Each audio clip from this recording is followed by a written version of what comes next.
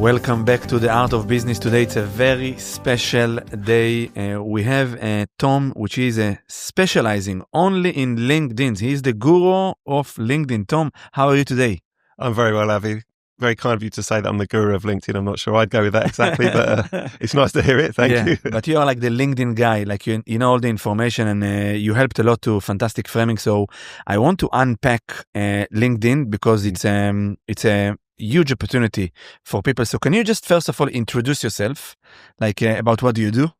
Absolutely. So short story, I guess, is I've ended up as a LinkedIn strategist or personal branding strategist. And it came from, I was a journalist back in the day. So I used to interview a lot of people and tell a lot of stories. And then I launched a business more around copywriting and content marketing, but just became more interested in that sort of people side of things. So it's good creating content around businesses, and we still do a bit of that, but I prefer those people-led businesses. So people who really need to market themselves with a bit of confidence and have a real plan and a strategy around it. So that's what we do, is to not only tell their stories and create their content, but also give them a bit of a plan and a strategy around how to use LinkedIn for their personal brand, but also for their business opportunities as well. So let's speak to the listeners. Okay, I don't understand so much about LinkedIn. Can you describe me what is LinkedIn, like why people are raving about it? Like what's so good over there? Well, I think why people are raving about it, why it's a bit different is I don't really class it as social media in that kind of sense that people understand it to be like Instagram and Facebook and TikTok. It's more like sort of professional networking opportunities there. And it doesn't mean that it's boring. I think networking has a bit of a bad reputation for being boring, but it's a really good place to grow your personal brand.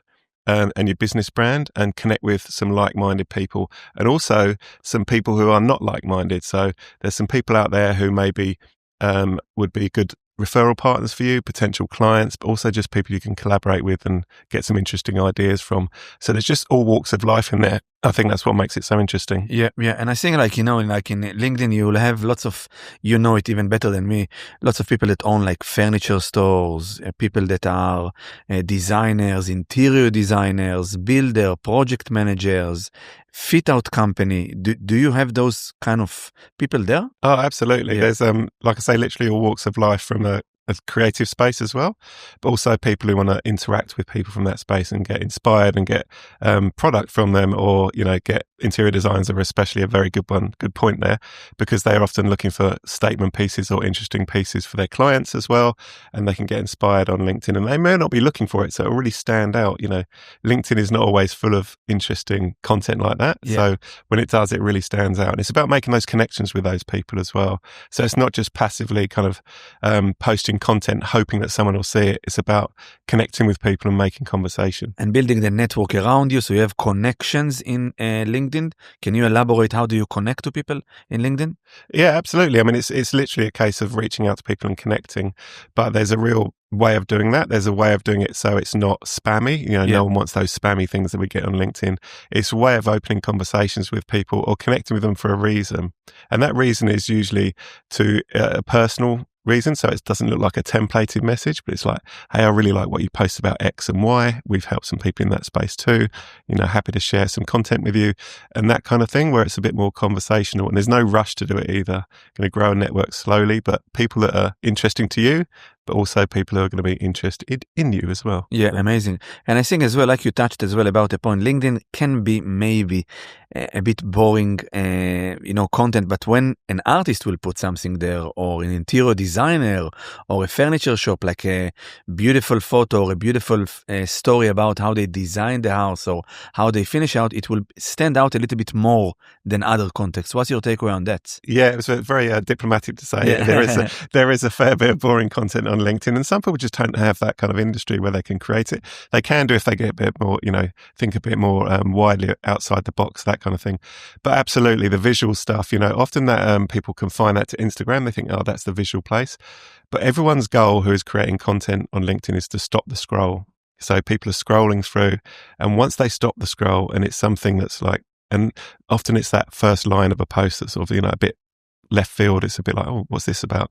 But the artists, they just have so much visual content that does like, oh, and people will stop the scroll and they'll then interact with it. But you need to back that up with something that's a bit more interesting, so it's not just visual. There's a story behind. It leads people on a bit of a journey, you know, Yeah. and hopefully back to your profile, you know, because that's often the goal is like, I want to find out more about this person. Who is this guy? Yeah, so they who go is to the this profile, and the yeah. profile needs to line up with it as well. Amazing.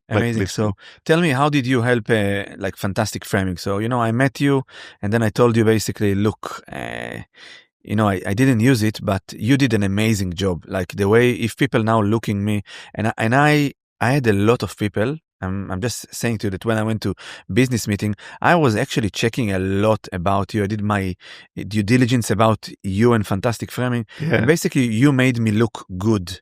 You know, like you did one page for Fantastic Framing and you did one page for, you know, for Avi. Yeah. Can you tell me a little bit of the journey? How do you do it? Like, what's your process? Absolutely. So I have told you this before because I did ask your permission, but I still use your old profile as a before and after. But not only do I use it as a before and after, it's a very good example of what we're talking about here, because I think you neglected LinkedIn for the reason why it's not really for me. It's not really my space. My sort of, you know, the artists out there, my customers aren't on there buying, you know, individual frames, and my artists aren't really on there. But I think once we had that conversation, it was a bit more like, I can position myself differently on LinkedIn.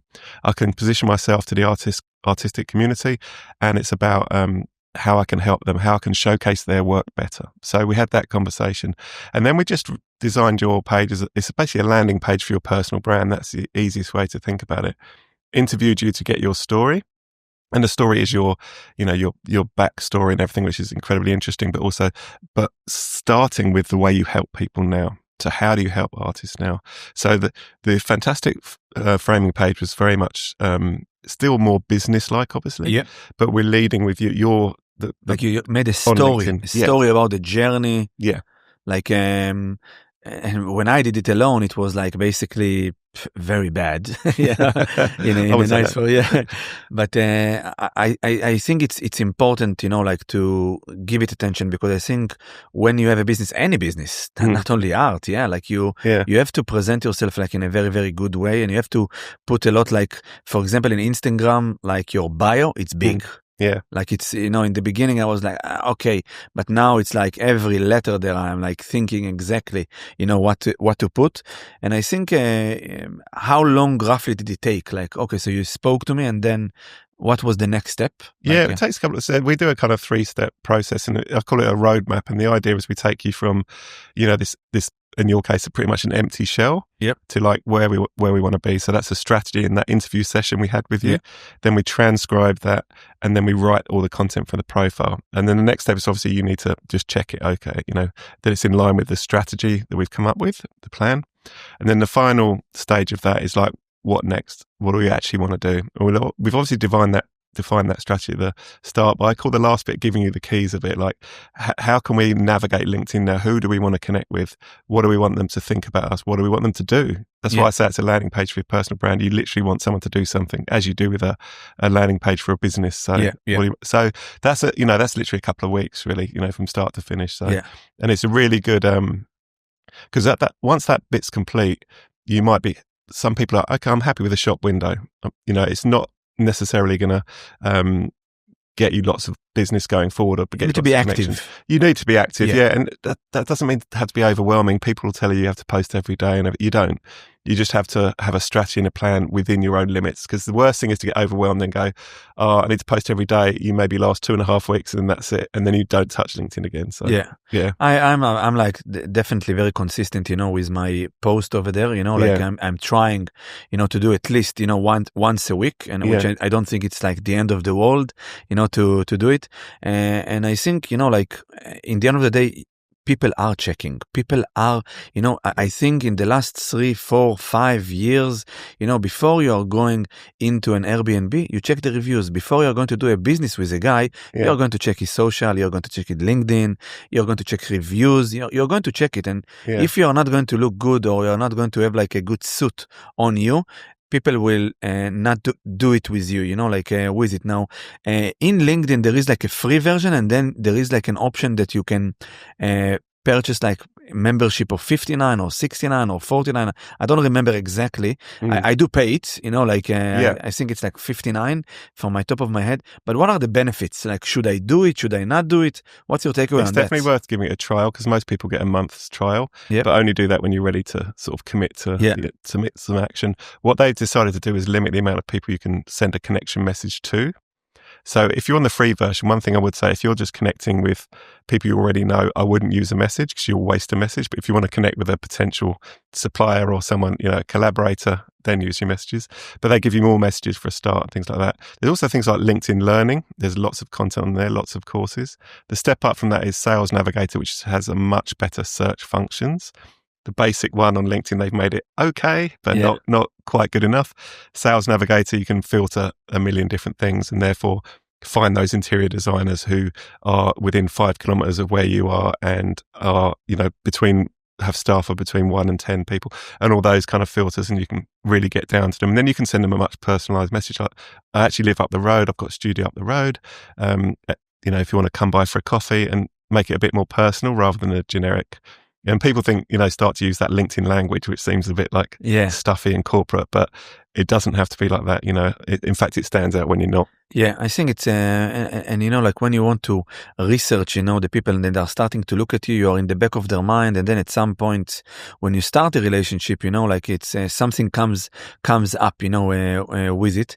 And tell me, like, what do you think, the content should be in LinkedIn different than Instagram and Facebook? What is your takeaway on that? Yeah, well, there's a couple of things. One thing I want to say before I forget is that if you Google your name, your LinkedIn profile usually comes up in the top 5. Oh, this is interesting. It doesn't matter how bad a profile you've got. LinkedIn is such a powerful machine. Oh, wow. So go to a incognito website, put your name in and see where it comes up, because that's important, because people are Googling you and they go on there and you've got a blank profile. So that's one thing. And as far as the content goes, I said this to someone the other day, that I think that sort of LinkedIn and Facebook, if you think of Facebook as you out with your friends, or, down the pub with your friends, there's a certain, attitude. If you think of LinkedIn when you're out for dinner with some clients, it's still you, but there's a slightly different, personal side of you. So if you think of that, then if you're creating content on Instagram, it might be of a certain style. It's okay to create a slightly different style. I think people think they've got to be authentic, they've got to be exactly the same everywhere. I don't think that's true. So, but in terms of content, you've got much more of a chance to tell a written story on LinkedIn and angle it for different people. Like we say, if you may be on Instagram, it can be a bit, you may be going direct to clients a lot of the time, or the artistic community as well, the other artists who are, you're interactive there. On LinkedIn, you might position it slightly differently when it's a bit more, and it's not necessarily hospitality is a big one. And I know we've spoken before about things like furniture stores and designers, and they're just looking for that little thing. So that minimum amount of effort, you could, be active on LinkedIn for 3 years and nothing happens. Then all of a sudden you get this boom. Bang. You hit the right person at the right time. Have you connected with them? So, I just say, if you're, diarise a bit of LinkedIn time, and that can be writing a post, but it can also just be searching for whoever your dream collaborator, your dream referral partner, whatever that looks like.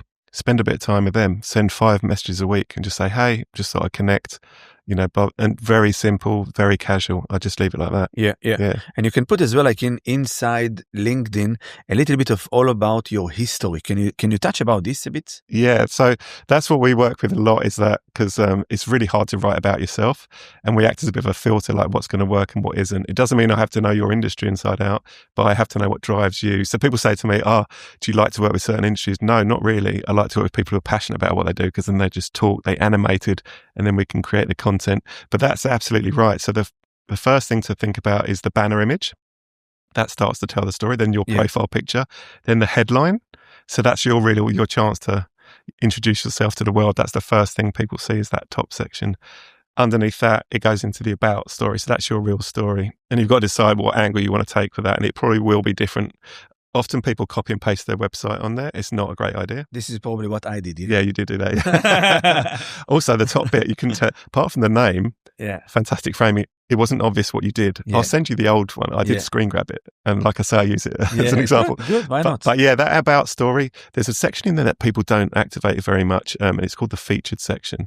And that is absolute gold. So if you go to the top of a profile, it says add profile section, featured, and you can have PDFs, you can add images, you can add links to YouTube thing. And that's when it becomes dynamic, because that's where, especially, if you're doing visual content, you can put it all in there, sits really nicely. So, and then further down, there's the experience section. Experience, like meaning if you had a degree or like you had a job before. Yeah, anything like that. I did a presentation to a group of students who are at the very start of this, so they want to know how to get it right.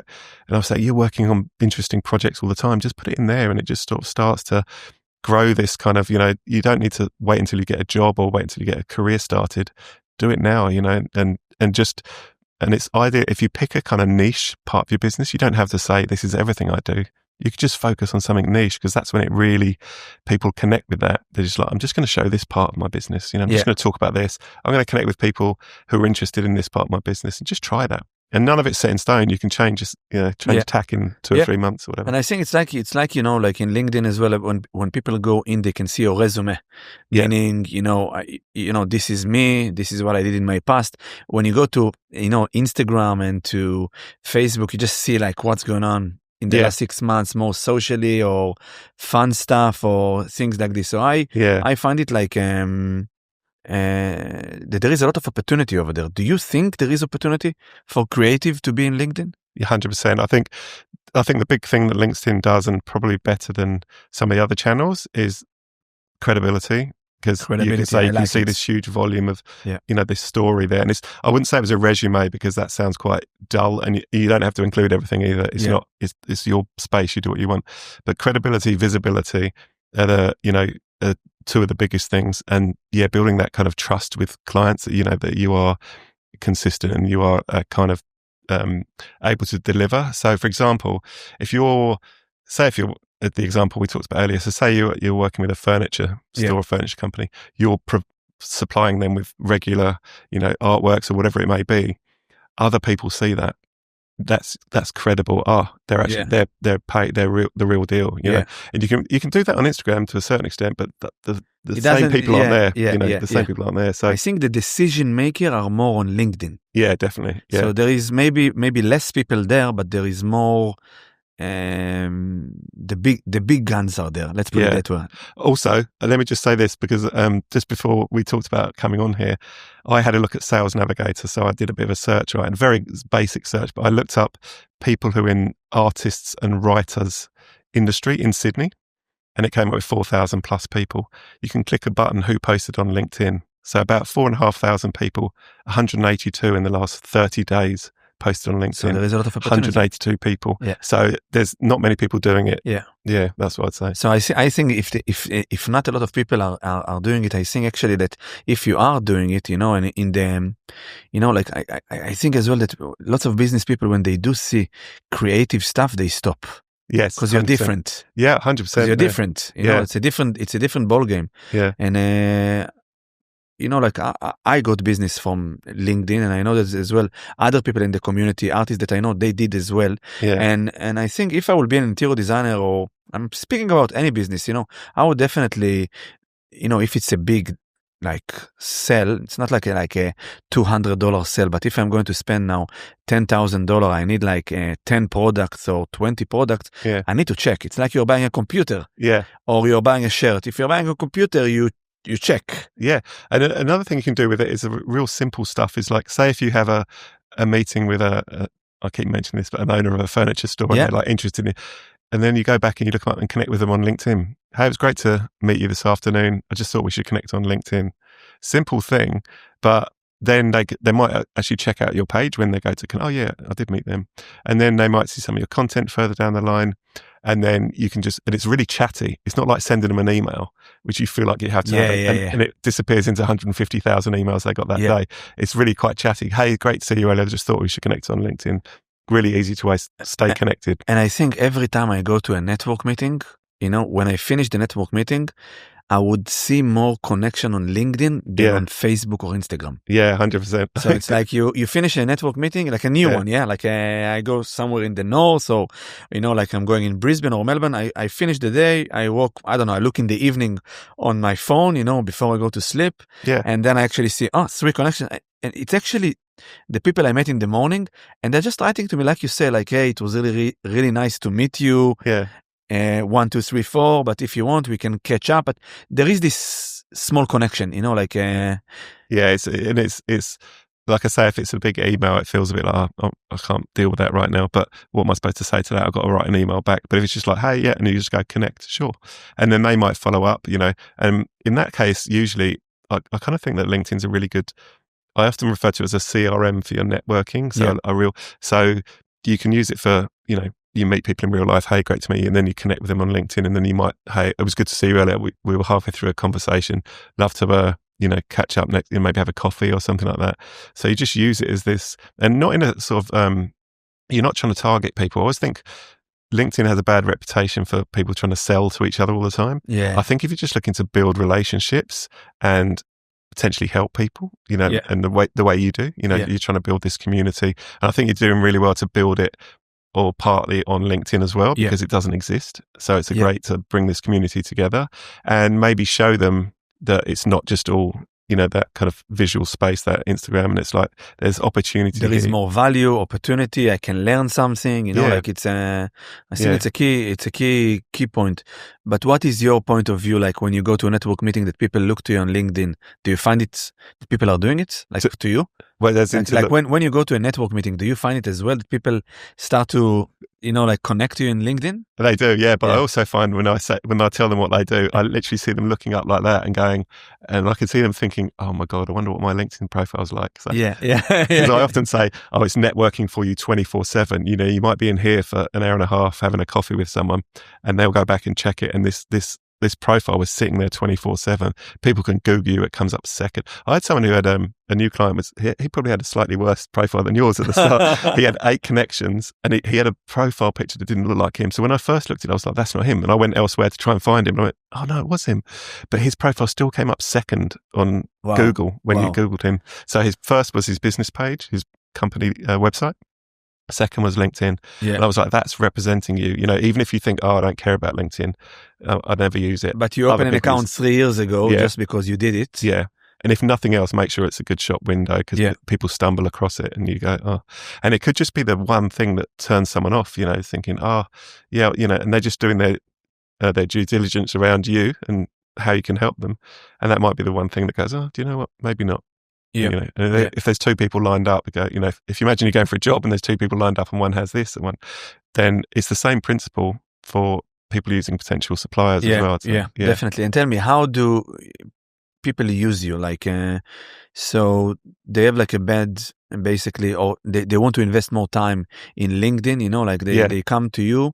So how is the first interaction, you know, like they contact you via LinkedIn, like your website, like how does it work? Like, I used to do sort of either a 15-minute or a 30-minute. In the initial, it's just a chat, just to see what they're trying to do and work out if it's something I can help them with. And it's that, but it's really led with that storytelling. So I initially just sort of asked them a bit about why they want to use LinkedIn, because often people, they don't necessarily, not that they don't need to be, everyone needs that short window, but they don't necessarily need to have this strategy around it, huge plan around it. But most people do need some guidance and some direction, like what they can do with it. And often it opens their eyes and what can do with it as well. So that initial conversation is like, this is how I can help. And then obviously have a think. But the ongoing thing is that LinkedIn roadmap. That's the place we start with everyone, because that's like, what are we actually going to do? What are we going to say to people? What part of you, who's probably been on the planet for a very long time, are we going to focus on, and who are we going to connect with? So there's no point in creating this whole presence and this whole content strategy. So we create content for people, or we as well. Yeah, or we can give them like. So this is another service that you have. Yeah. So once we've done that roadmap, we've got, you know, great profile. We know who to connect you with.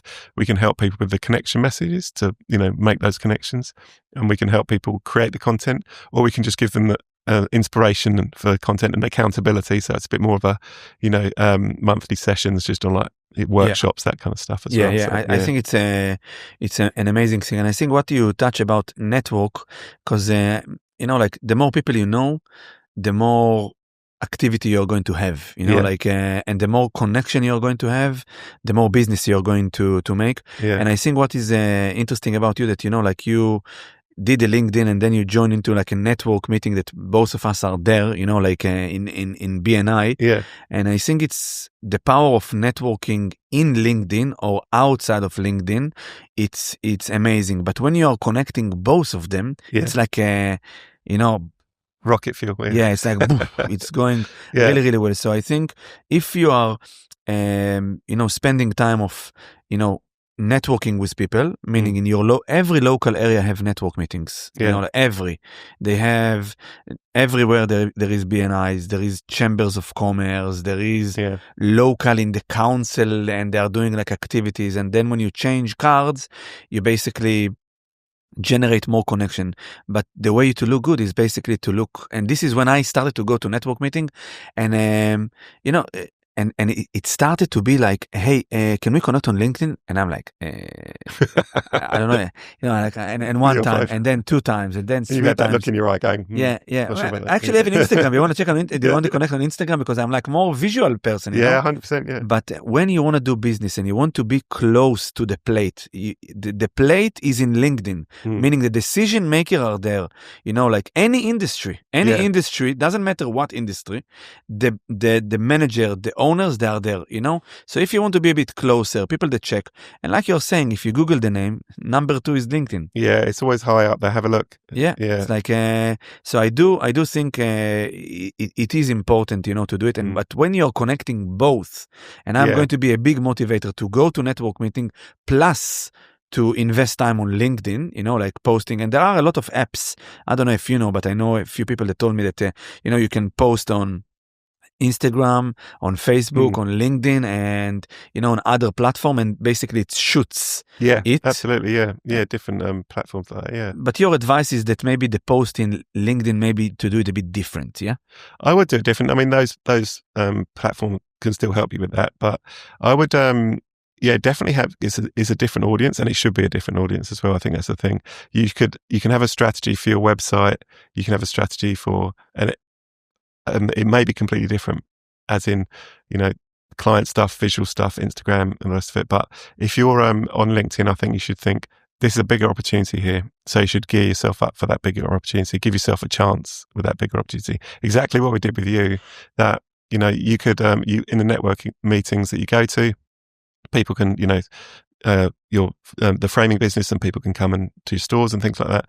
But on LinkedIn, there was an opportunity to actually create some a community there, and also some bigger opportunities with suppliers and people like that who can, and you just never know where it's going to lead you as well. And it's a dynamic thing, so you don't have to stay focused on the same thing every time.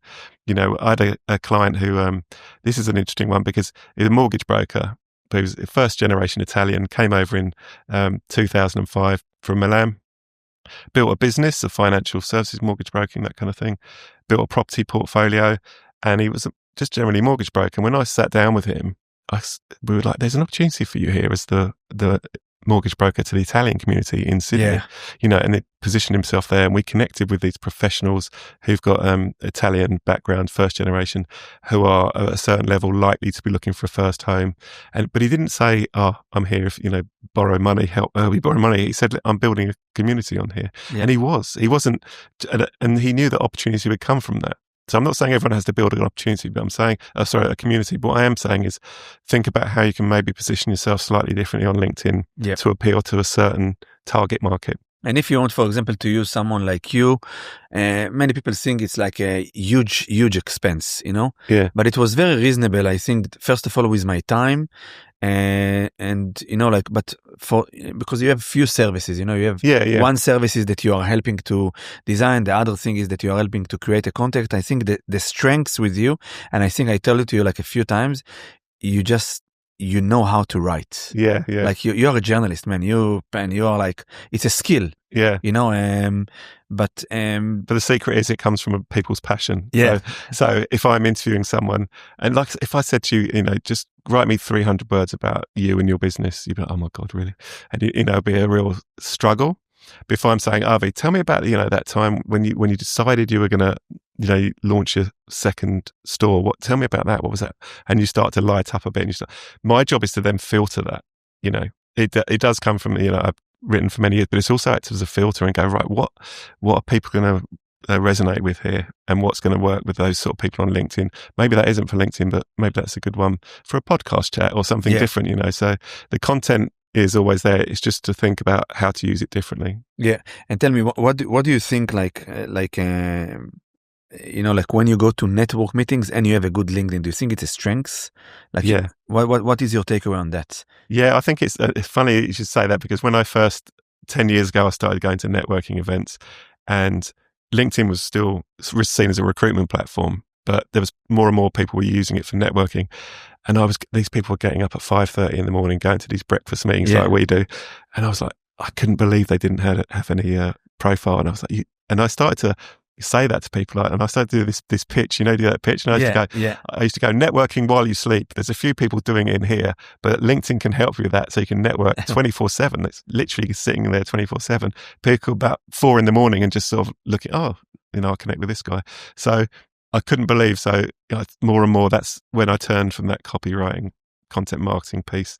So we still do other styles of copywriting and content marketing, but with the business owners at the fore, you know, the background, we still create content around the business, of course, and we still promote the business, but we want to work with people-led businesses and businesses that are with characters as well. Ideally. I think as well, for many people in the community of creative, they have big stories. 100%. Big stories. Amazing stories. You know, like I love it. You know, like, and I will even say to inspiring. Like sometimes I hear stories like I'm inspired by it. You know, like which is good. And then when you drop it into the right words and like a storytelling, it just like pulls you in, you know, like and I think this is the strength that you have, and this is the strength that you are helping people.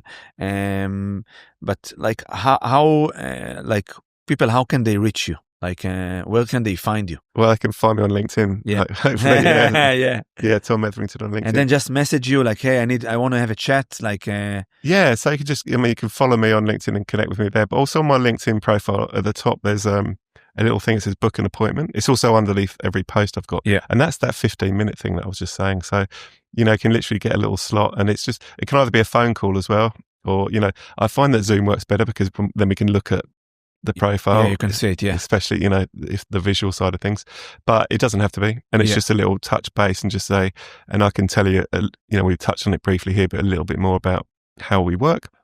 But that initial contact is absolutely the best way. I mean, or email as well. You know? And tell me, are you planning to do like some workshop or people that comes like once a month to talk to you? Like, how does that work? Yeah. So one of the things I'm doing, I do occasionally, and I'm probably going to do one in October, is something called the LinkedIn Bootcamp, which I might change the same name of it because it sounds hard work. It's not really, because the reason what you said earlier was made me think about it. I use this phrase sometimes. We want to get the maximum impact for people with the minimum amount of effort. No one wants to spend 12 hours a day on LinkedIn. So how do we do that without sort of people getting overwhelmed and then just going, I'll give up on this. So the bootcamp idea is that we do 1 hour a week for 4 weeks, and it works through the idea of coming up with a campaign. And it's a small group, 5 or 6 people on Zoom. It's coming up with a campaign. And by campaign, I don't mean an advertising campaign. I mean a reason, a purpose, like a purpose for using LinkedIn. So everyone's different. But in that small group settings, you know, you can come up with some ideas and workshop it. And then we create the profile content. And obviously they're going away, and next week come back and have a look at the profile content. And then we're going, you know, what sort of ongoing content can we create? Connections can we make? How do we message someone, you know, that we out of the blue? And a lot of the time it's people we're already connected to. How do we re-engage people, you know, that kind of stuff. And the final part is that conversations as well, like literally how do we keep this going? So it's that those 4 C's of like, you know, the campaign and the content, the connections and the conversations. And you can get some samples, or you can write some samples of messages, how to approach people, and then it's easier to do it. Yeah, definitely. Yeah. So, and we show examples of people that we've worked with before and how they connect with people. Not everyone's going to connect with you, and that's okay. I meet people regularly. I'm a big believer that if, you know, like out of 10 people, you know, 1 will listen to you and 9 will not. Yeah. But you tried. Yeah, exactly. And as long as you don't piss people off, that's okay. You know, if you're one of those people that are going, hey, I want to connect. Oh, here's 500 words on my services. Hey, you haven't responded. Hey, I'm just popping this up to the top of your inbox again. Yeah. And then it's like, no. But if you do it in a way where it's just like, want to connect, and maybe they'll connect, and then you could maybe send a follow-up message. But if it's something, I always think the best thing is if people have got an event that you can connect with someone, next message is like, I'd love to invite you to an event. The person I've got, one of my clients owns a furniture store, funnily enough.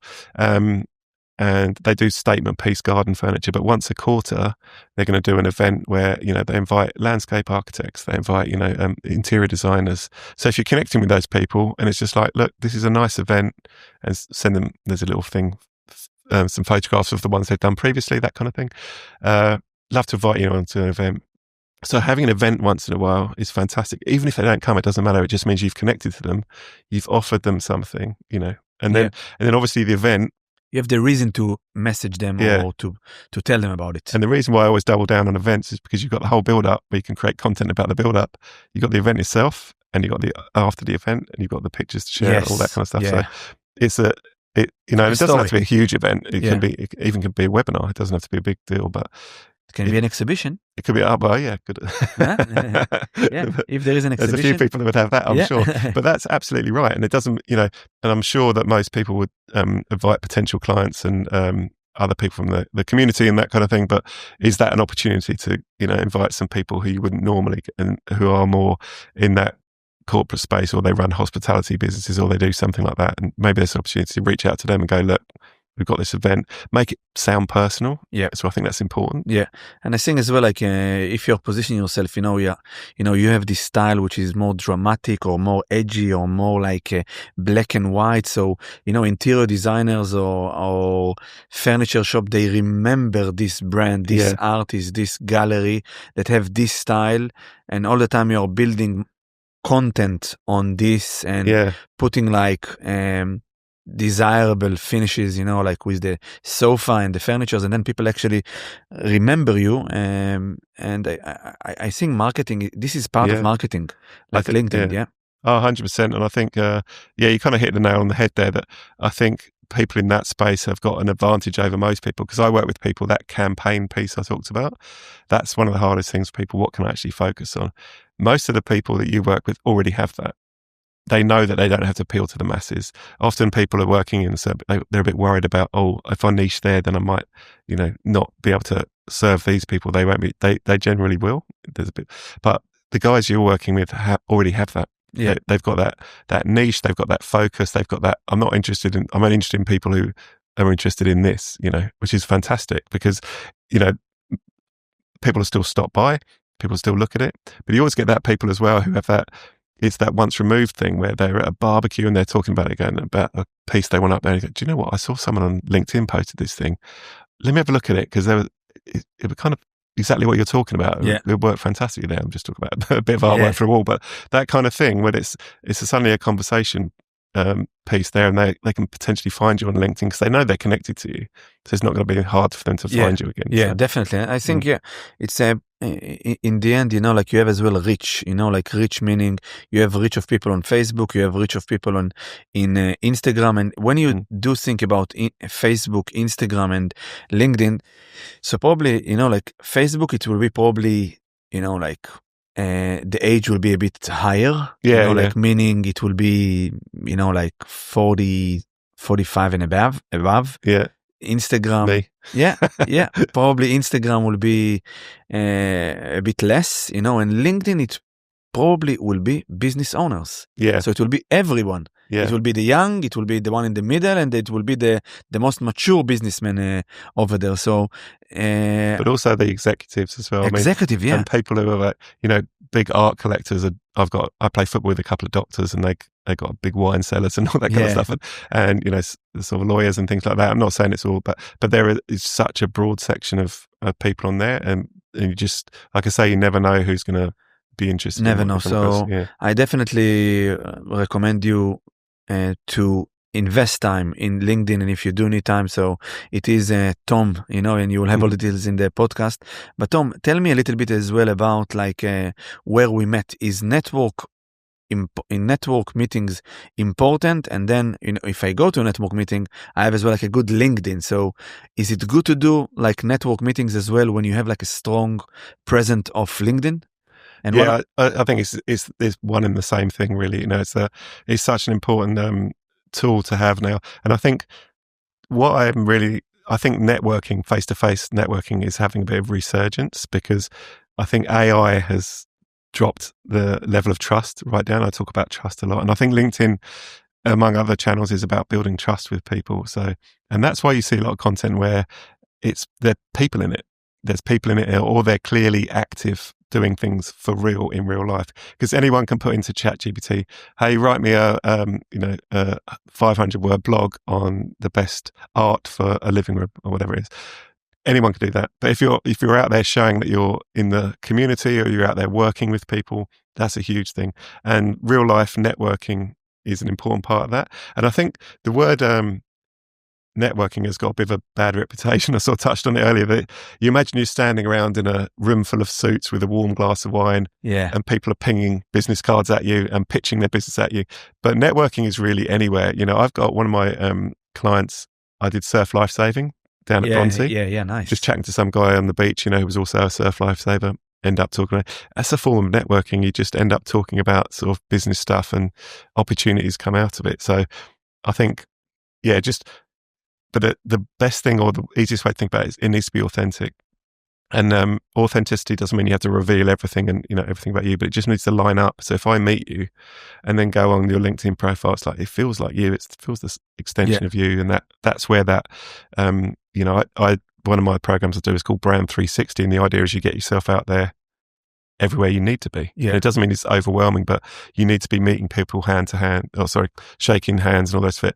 You need to be on LinkedIn, sort of either continuing those relationships or forming new relationships. So. And I think the correlation between LinkedIn and network meeting is relationship. You all the time speaking, don't go and pitch your business or something. It's relationship. The more people you meet, when you're in LinkedIn, if you have more relationship or more connection, it's better for you. And I think you cannot beat two things. You cannot beat the internet, so you have to be in LinkedIn, and you cannot beat face-to-face. You can't beat it, No.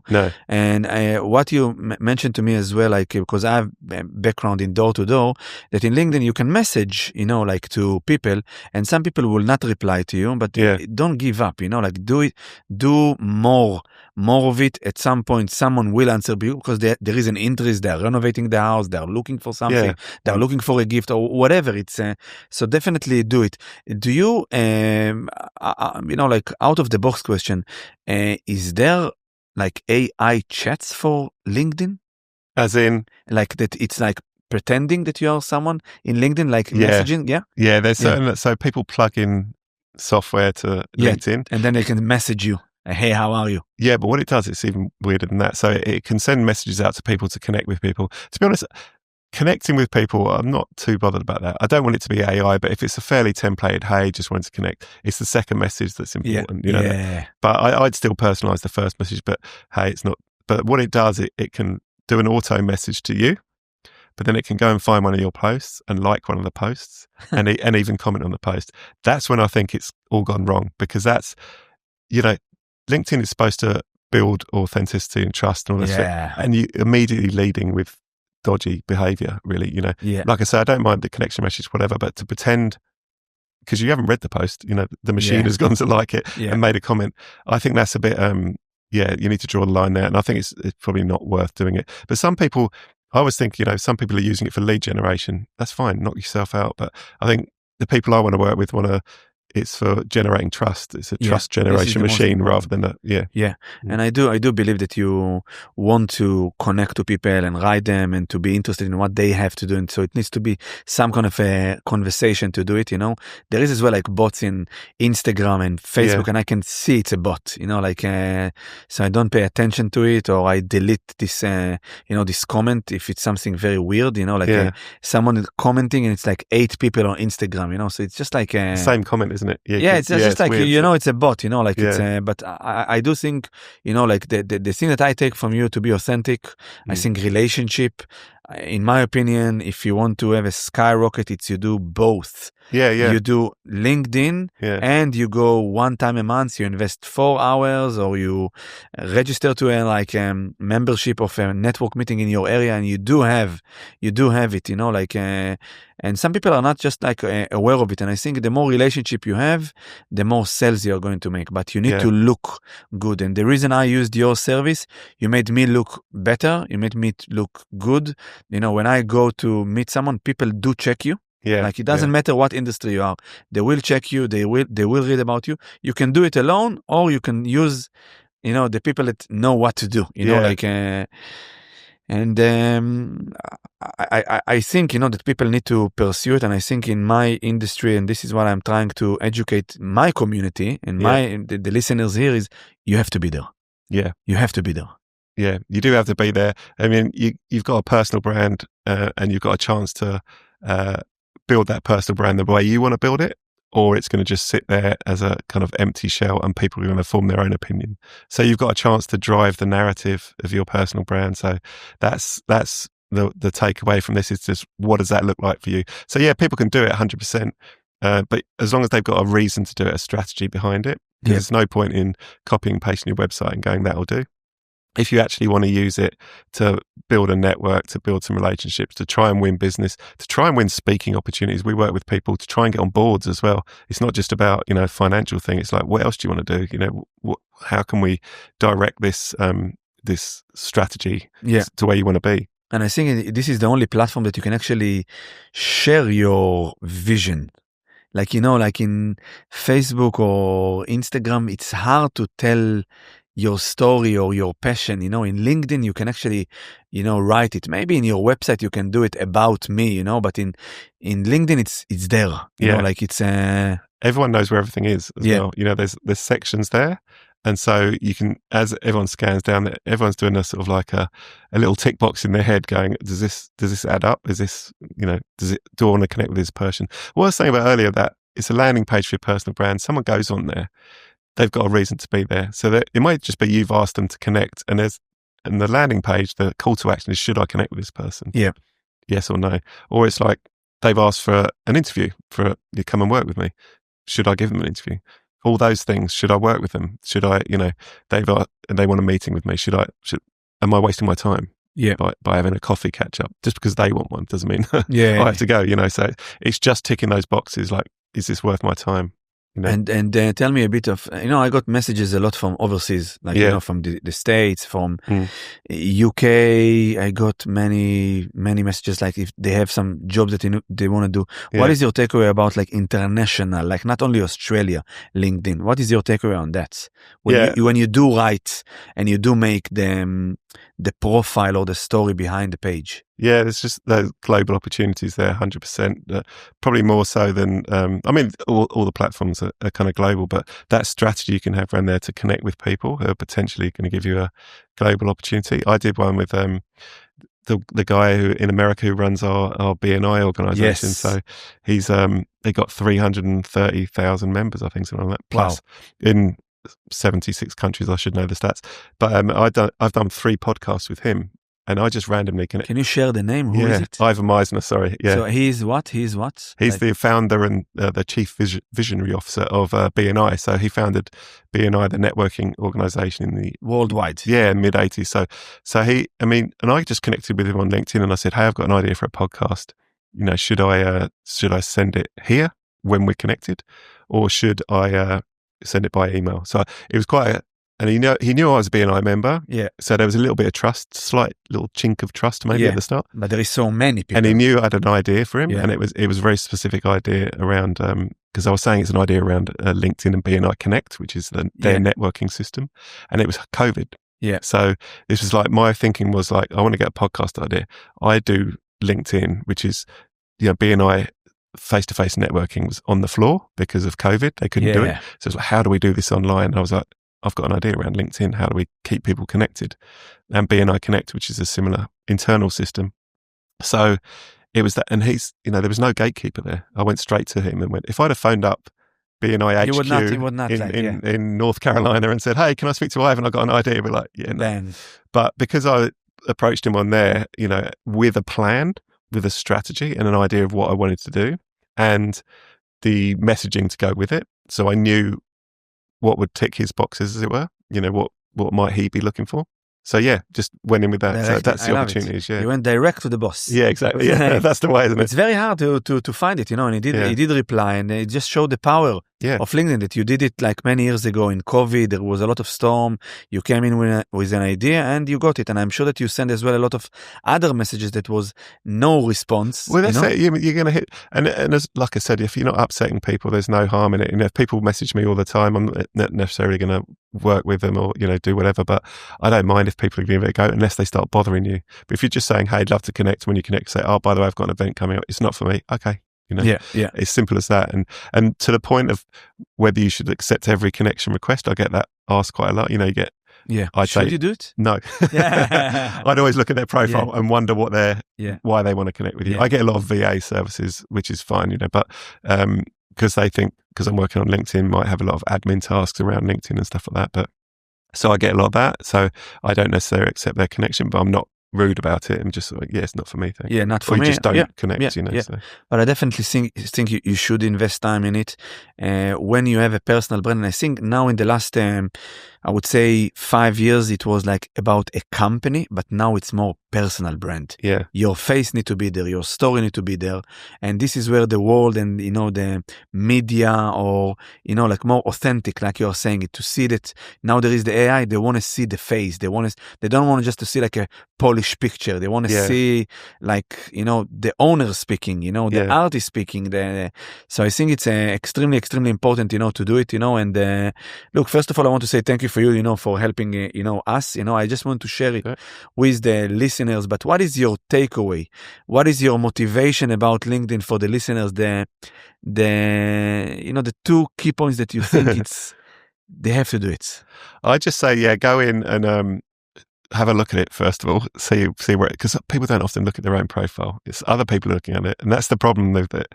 It could like dent your reputation a little bit if people are looking at it going, this person hasn't invested in their own personal brand. Why would I bother if they're not bothered about themselves? So, and just have a quick review of it. And one thing I would do is just to fill in some of the blanks, and the blanks are usually the banner at the top, which is the image that sits above your head. Make sure the profile pic is right, obviously, and just put the basics in. Even if you don't want to kind of like, use it on an ongoing basis and create a strategy and a plan, all that kind of stuff, make sure the shop window is in order, because it comes up in Google, even if you don't think people are using LinkedIn, and also people are using LinkedIn. Definitely. And even if one person lands on it in the next 5 years and that person has a huge opportunity for you, that's just worth doing, worth making the effort, I think. Yeah, amazing. Yeah. So guys, check out Tom, connect to Tom, which is very, very important. All the information will be in the bio. If you need any help, Tom is an amazing guy. Open a conversation for 15, 20 minutes. I'm sure that you're going to enjoy speaking and to give them information and trying to help them. But I think there is a lot of opportunity for people to do it. Many people are in other platforms, but less on LinkedIn. And there is a huge, huge opportunity over there. So I just want to say thank you, for your help and for coming here and educating us. And thank you so much, Tom. That's a pleasure. I could talk all day. I mean, I've really enjoyed the conversation. So happy to chat to anyone if they want to learn more. Amazing. And the way you write is amazing. I will say it again. The way you take stories and write them, it's a gift that you have. Thank you for helping many, many people. And thank you for joining the Art of Business. Hope you guys enjoy it. Have a good one.